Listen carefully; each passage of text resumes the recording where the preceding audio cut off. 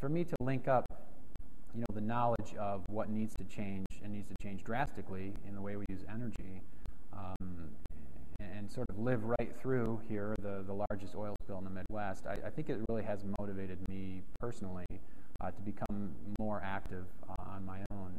And I did that. Recently I did go to Washington, D.C.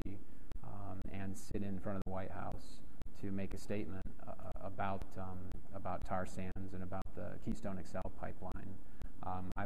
But I did go there, and I sat with people, and ultimately there were 1,200 plus people arrested.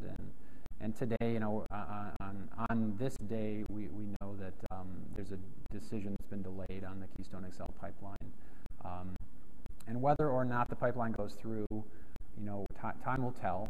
I would argue that the most important issue here is the carbon load in tar sands oil and in fossil fuels in general. It's not the only source.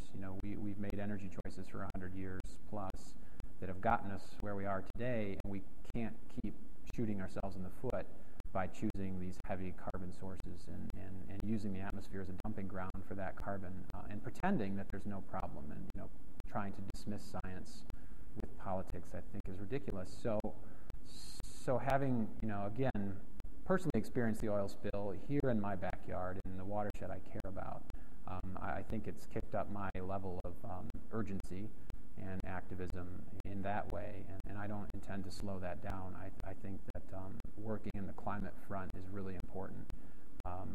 It's a little uncomfortable to kind of go from science to private industry consulting to advocacy and sort of river conservation, and then suddenly I'm being called an activist and an advocate and whatever people label you. I'm a scientist first and foremost, and yet people will label you any way they want to, and so be it.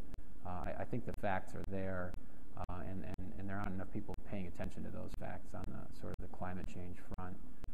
So that's really, I think, the most direct thing I've noticed and been a part of since the oil spill happened.